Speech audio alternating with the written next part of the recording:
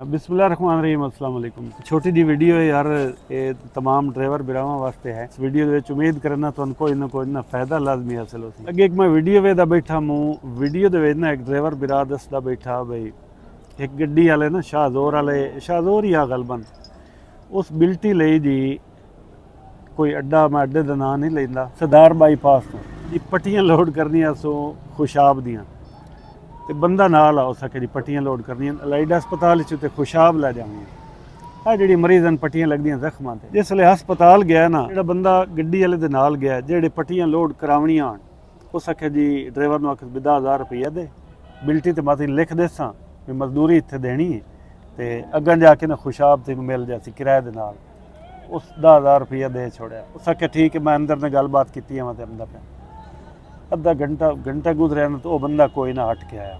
उस नंबर लाया, number power of.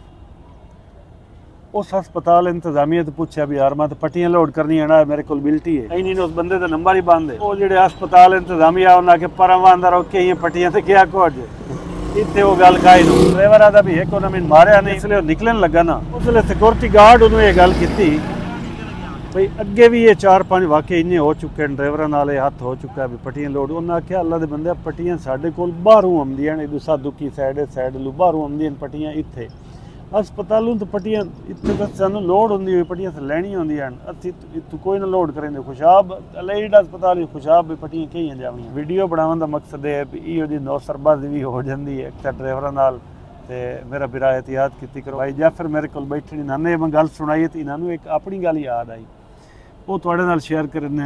तुहाडे नाल किवें होया जी? मैंने सच जी होया, मैं ना मुल्तान गड्डी खाली की थी ते लारी अड्डे आ गया। गड्डी ने साइड ते ना नैग मेरे दा नंबर लिखे हुए ते ओ जेड़े नौसर मुल्तान की खाली कीता मुल्तान सामान कोई याद कोई चीज पा गया मुल्तान खाली करके लारी अड्डे आ गया। अच्छा वो तो थोड़े गड्डी दे छोटे मोटे काम कराना कराया।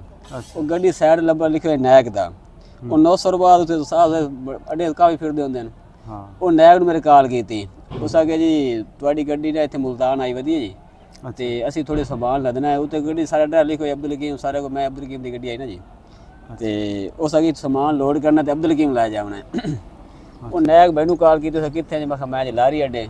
अच्छा उस आगे भाई ने कॉल करदा है मैं तेरा नंबर लिखा रहा ते वो तुहानूं कॉल कर दे सामान लोड करके ना तुसीं अब्दुल हकीम लै के आउणा है।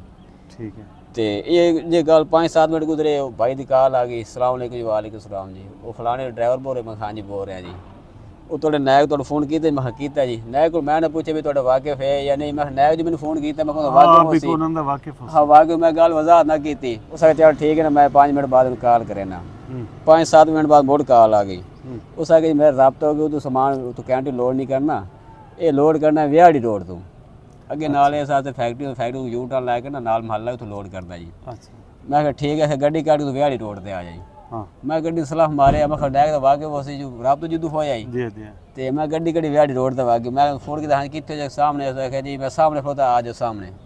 उन्हें ना हेलमेट उत्ते कीता होवे और मैं हाथ इशारा किया भी आज सामने खड़ा मैं गड्डी लैके चला गया गड्डी साइड ते लाई आंदा साइड ते ला ते भाई एक आ रहा है उन्होंने थोड़े देने पैसे और पैसे पता नहीं था नाल यू टर्न लैके सामने गली च बढ़ना है गली में सामने नजर आ रही हो मैं 5-7 हज़ार रुपये दो जी मैं दे छड़ सकते उत्थे किराया मिल जासी जी तुसीं गल सुना रहे हैं तुहाडे ज़हन दे विच इह गल भी नैक हां मैं नैक राबता कीता ओदे को वाकई वो मेरे ज़हन च कोई ना भी नैक नूं फोन आया नैक दा उस नंबर पढ़ के उन्होंने फोन कीता जी।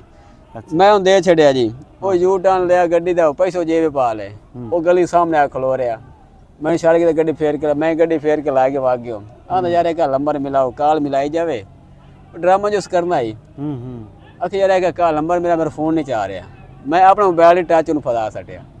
अच्छा भाई ठीक है नंबर कॉल करो जी वो जो नंबर मिला के फोन मेरा हेलमेट तो हेलमेट पा लिया वो मैंने कहना मगर मेरे आ जा वो मैंने गड्डी गली च वाड़ी वो सामने गली बंद वो सारे छोटी गली अंदर आई उत्ते मोड़ के खलोता मोटरसाइकिल मैंने इशारा कर आवन दे ते गड्डी विच वड़ गया वो आप छोटी गली च वड़ गया उस मारी केक मैं उस गड्डी लाई मैं कही सामान भाई तू गली गड्डी कितने वाड़ी वधा मैं कहा यार सामान कितों लोड मैं यार इस गली च भाई मोटरसाइकिल लाके वड़े है ओ भाई उस जो गली च वड़े वो गली बस फिर के बस रोड निकलती आई ਉਹਨੂੰ ਹਾਰ ਕੇ ਫੋਨ ਕਰਨਾ, ਉਹ ਫੋਨ ਮੇਰਾ ਚ ਆਇਆ ਨਾ, ਤੁਹਾਡਾ ਫੋਨ ਹੀ ਉਹਦੇ ਕੋਲ? ਮੇਰਾ ਫੋਨ ਹੀ ਉਹ ਲੈ ਗਿਆ।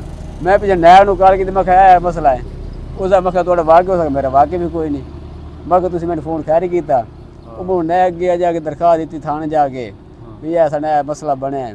ਉਹ ਥਾਣੇ ਕੇ ਥੀ ਲੱਭਦੇ ਜੀ ਲੱਭਦੇ, ਉਹ ਨਾ ਉਸਾ ਜੀ ਫੋਨ ਲੱਭਾ, 7-8 ਹਜ਼ਾਰ ਰੁਪਈਆ ਵੀ ਗਿਆ। ਉਹ ਦੇ ਤੇ ਉਸਾ ਜੀ ਦਿਹਾੜੀ ਵੀ ਜ਼ਾਨ ਹੋਈ, ਦਿਹਾੜੀ ਜ਼ਾਇਆ ਹੋਈ। ਉਹ ਗਲੀ ਜਿਹੜੀ ਤਾਂ ਗੱਡੀ ਬੜੀ ਔਖੀ ਬੈਗ ਕੱਢੀ।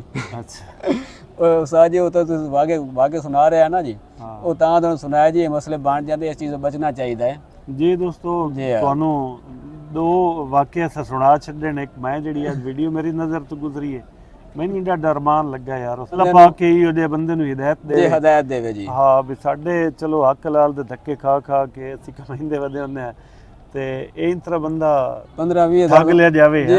6-7 ਹਜ਼ਾਰ ਨਗਦੀ ਲੈ ਗਿਆ, 15-20 ਹਜ਼ਾਰ ਦਾ ਮੋਬਾਈਲ ਆਈ ਉਹ ਲੈ ਗਿਆ। ਇਹ ਹੁੰਦਾ ਨਾ ਵੀ ਜਿਹੜੇ ਨਵੇਂ ਸਾਡੇ ਵਿਰਾ ਜਿਹੜੇ ਟਰਾਂਸਪੋਰਟ ਚ ਆਉਂਦੇ ਨੇ, ਉਹਨਾਂ ਨੂੰ ਇਹੋ ਜਿਹੀਆਂ ਗੱਲਾਂ ਚ ਦੱਸ ਕੇ ਤਾਂ ਕੋਈ ਨਹੀਂ ਕਰਦਾ ਵੀ ਅਸੀਂ ਇਹ ਕੰਮ ਤੁਹਾਡੇ ਨਾਲ ਕਰੂ, ਬਾਈ ਚਾਂਸ ਹੀ ਹੋ ਜਾਂਦੇ ਨੇ।